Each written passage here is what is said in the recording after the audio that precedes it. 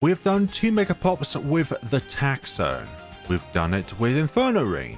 But can we now do it with the Super Maelstrom? Well, there's only one way to find out in this video. So let's place down our Tack Zone and then we will begin our adventure down this really spinny path. On round 8 we can place down a wonderful hero by the name of Geraldo.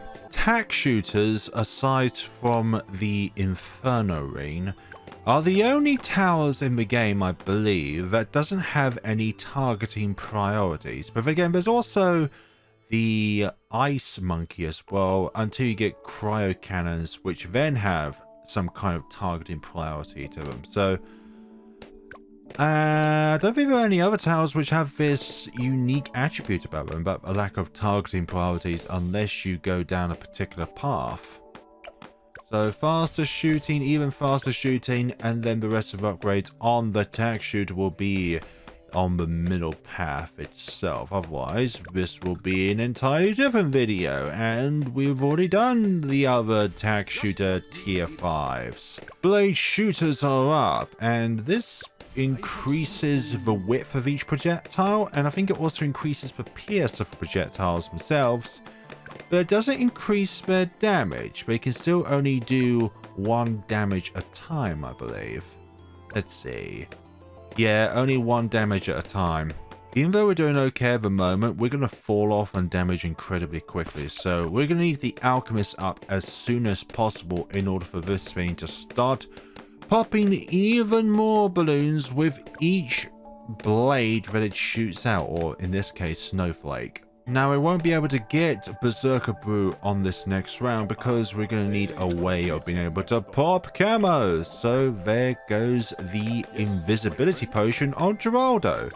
And it also means that this can pop camo balloons on round 33 as well. Berserker Brew is up, and then next will be Strongest Stimulant, and to be honest, I'm thinking we're going to go for 420 Village next, simply because Primary Mentoring is going to enable the ability, the Blade Maelstrom and then the Super Maelstrom ability, to recover even more quickly, because this has a very short cooldown, but paired with Primary Mentoring, and it goes back super quickly.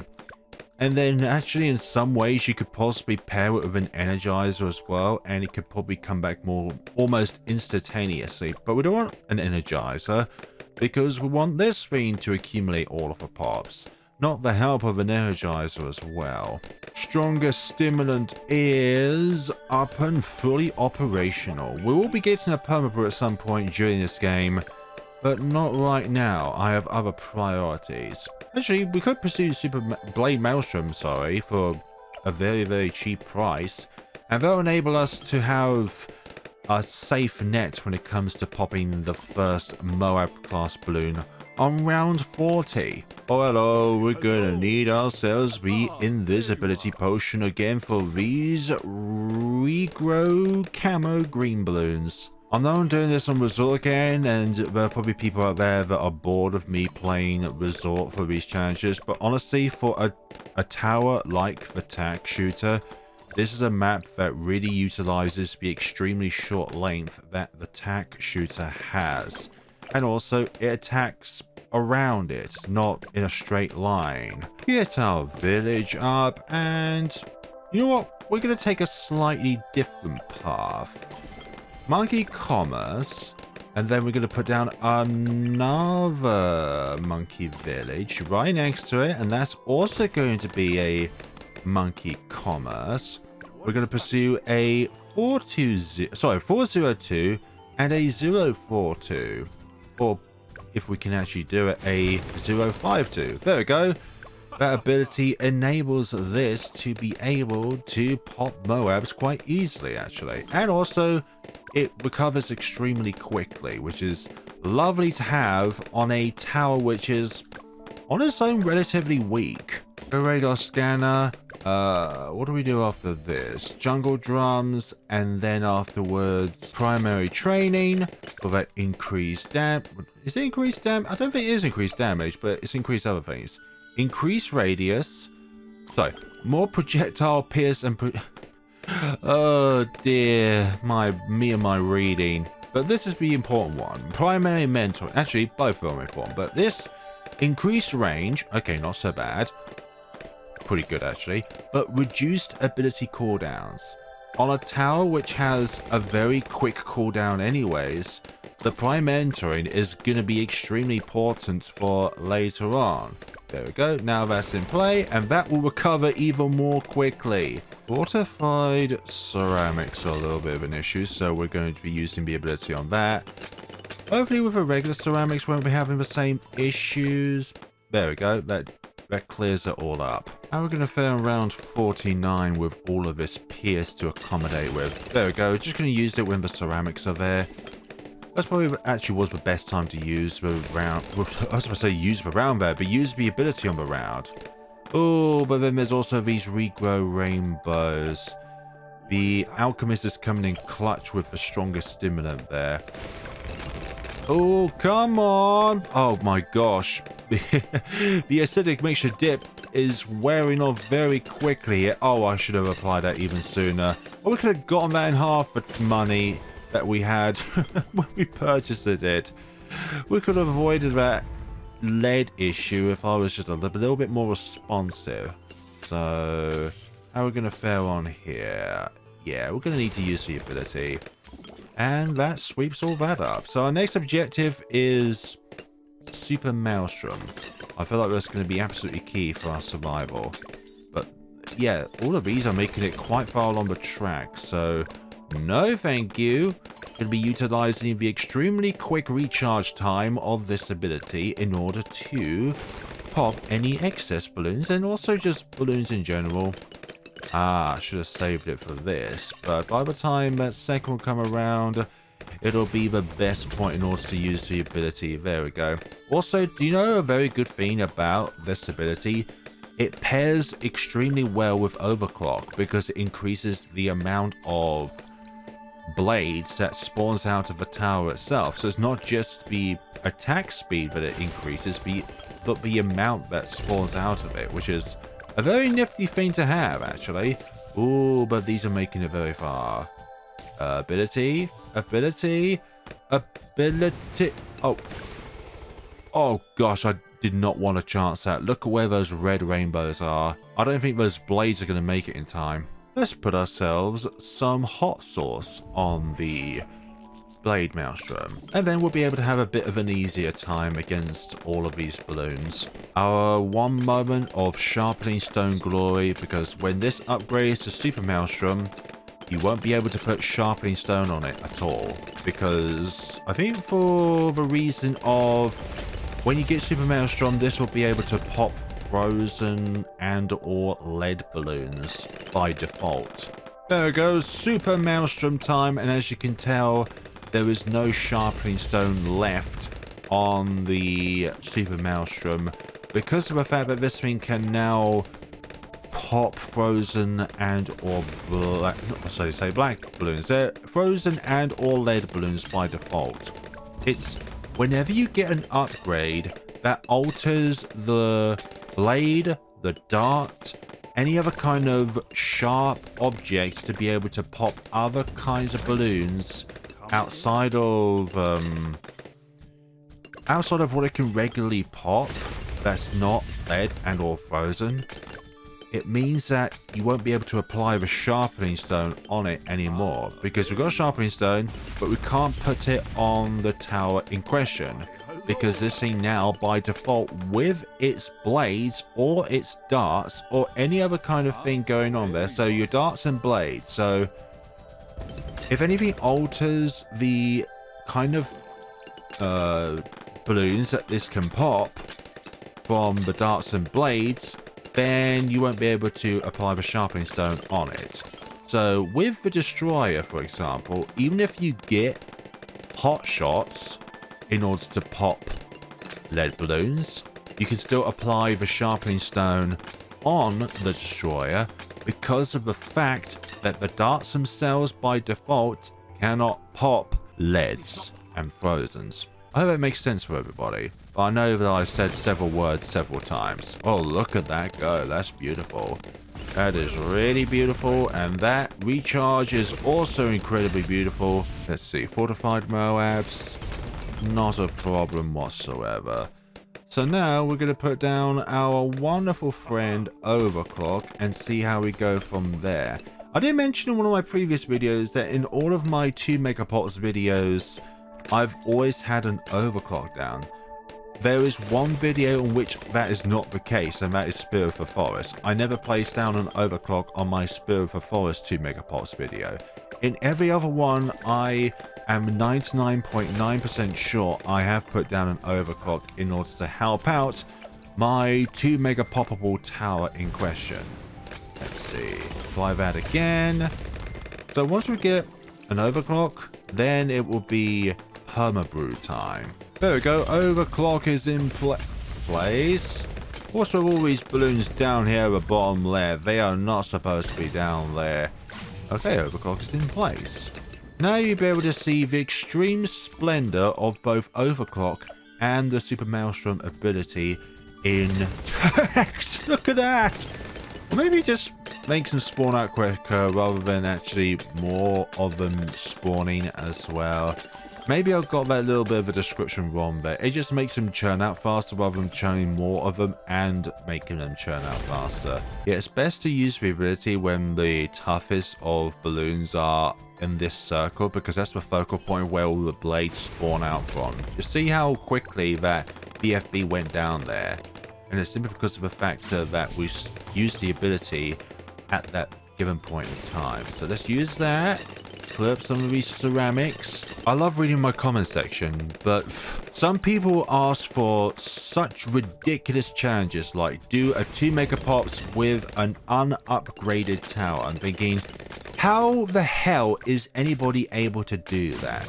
You would have to have a regrowth farm in place. You would have to have all sorts of things in place in order to ensure that a tower such as, like, I don't know, a 000 Dart Monkey is able to perform such a feat, because on its own it can only pop 2 balloons with 1 damage per projectile. So at the very most it can only do 2 damage. So how the hell are you able to meant to permabrew it, ultra boost it, homeland defense it?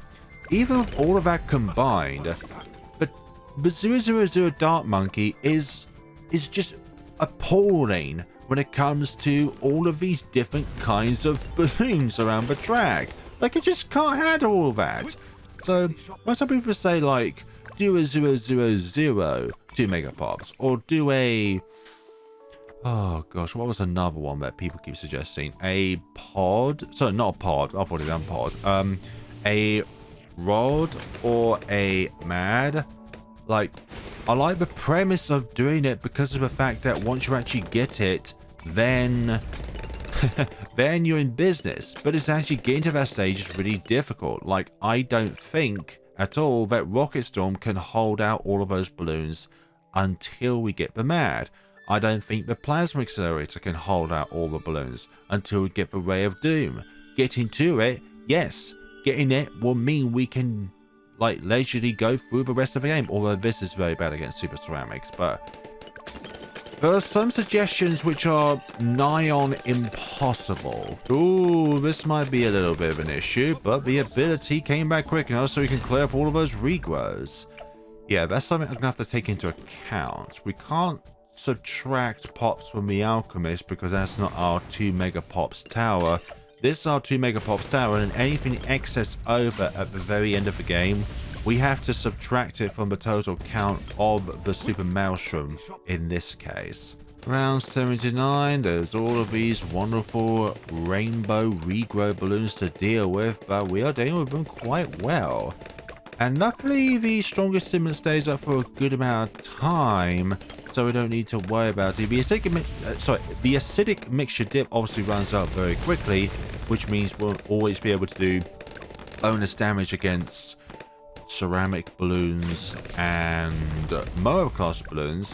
But we're nearly halfway there towards permabrew, and then that bonus damage will be permanently applied to the Super Maelstrom.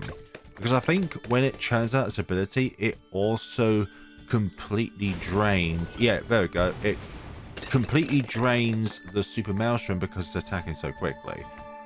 So let's see, ZMG, what can we do here? There's no point of using the ability just yet. It's not a focal point in which we can use it and then instantly demolish the ZMG. Just look at this carnage right here. Just an absolutely beautiful scythe. We had overclock also applied on it as well. Yeah, it didn't completely demolish it like I hoped, but with the power of overclock in place when we activate the ability and permabrew, then that will be a work of art. 81, lovely. No, we're gonna hold out. No, we'll apply it now, actually. We'll apply it now, and we'll apply that now, actually, just so it has it a bit more range. I love more range. Any more range is lovely. Any more additional range is even more lovelier. Hopefully that'll make sense. Let's see. Super Maelstrom ability. Timing of these abilities is going to be very key on these rounds because these ceramics are making it quite far. Let's see. Can we deal with all of that? Oh, there's not enough churning out. But we managed to do it just fine. Lovely. And there'll be plenty of time before these come back here so the ability regenerates really quickly. Really quickly to the point where all of these, by the time we get here, the ability will be well and truly back. So I think we should wait at a later point and then deal with all of the regulars. And then when the ability comes back, we can then deal with the fortifieds. Let's see. Yep, churn it out. The combination of overclock and the Super Maelstrom ability is just an absolute splendor. But these super ceramics and the fortified ones are a bit of a menace. Let's see. Do that again. Yeah, they're quite scary. This scene is not very good against a huge amount of balloons at the same time. And we're going to need some support possibly. There we go. That's my version of support. Just use the ability. Round 85. How can we fare against not one, but two ZOMGs? So hopefully this time this Super Maelstrom will be more successful. So let's deal with these one at a time. Let's deal with that.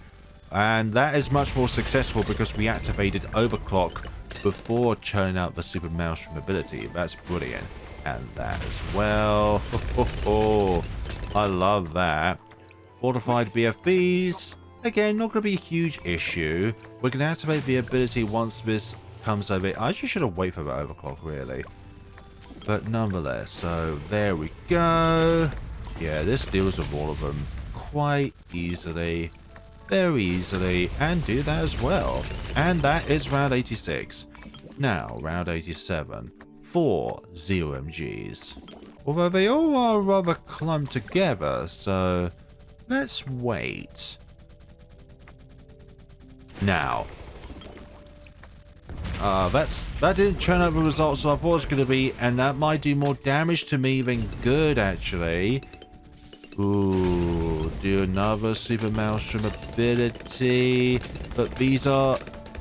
Oh, I thought those ceramics were going to make it to the end there. That looked a little bit frightening, to say the least. I'm not going to lie, that was a little bit tense, round 87 was. Let's see, deal with all of the Moabs, then the BFBs shortly afterwards. All fun and games until they start making it to the top row again. On their 1, 2, 3, 4th. If they make it on their 4th visit and they're up here, that's really frightening. Let's see. Gonna overclock, then use the ability. And there we go. That should handle all of that just fine.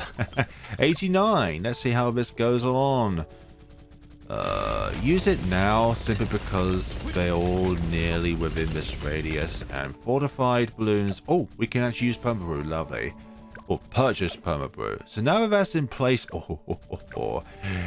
You fortified balloons stand no chance now. You had a chance before, but now that chance has been expired.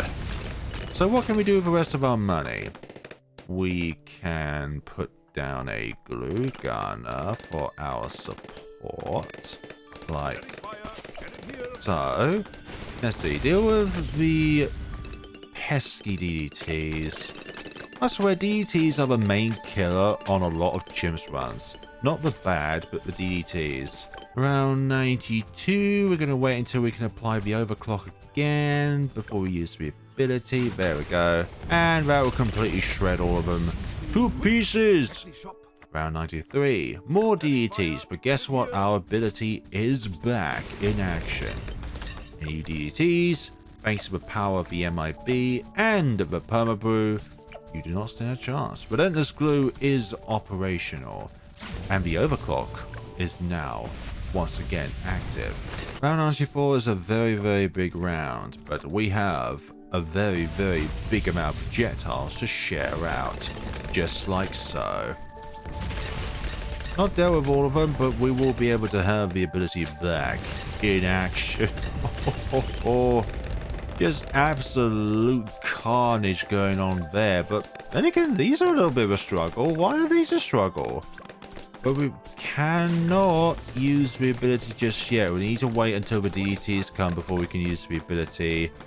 And yeah, I think now will be good. Deal with the fortifieds and the DDTs at the same time. Oh, but they're still coming out here. The ability might be a bit of a thing that we need to watch out for. Okay, that DDT at the far end is a little bit frightening, not gonna lie. We might need to restart this round. No, we don't need to restart it. Oh, that ability just expired there. Oh dear. Oh dear, a little bit frightening to say the least. So, second overclock is going to be in place. Like nearly so. Very nearly so. Oh, speaking of overclock, apply here, then churn out that. Deal with all of the fortified balloons first, and then after that, all of these non-fortified ones will have no chance. Well, fortified ones didn't have a chance really, but these have even less of a chance, if that's even possible. Okay, so put that on there, put that there, and watch the carnage ensue. So, that's active, but we don't want to put it on there immediately up until the 50% way around about, so that the overclock is always active. Round 97 is coming up, and just watch the absolute obliteration of these. Okay, that took a lot of work, but fortified ZMGs are in their own ways incredibly annoying to deal with, even at the better time. So, churn out that. Very good. Round 98. The biggest round in the entire game, but guess what? You have no chance against me. All of you are going into the meat grinder in this special occasion. And just watch the absolute massacre and the pops gained from it. And this is not even on fast. We went from 1.6 million to 1.9 with one ability. Now that is impressive pops. Or an impressive amount of pops. Should I have done that? Or did I make a mistake there? I might have made a mistake there. Let's see. Fortified DDTs are bad. Okay, let's use it last minute. I might have just completely ruined my run here, actually. Because these DDTs are a little bit unstoppable. Jerry's hot sauce. Increased damage to camo balloons. What else can we put down?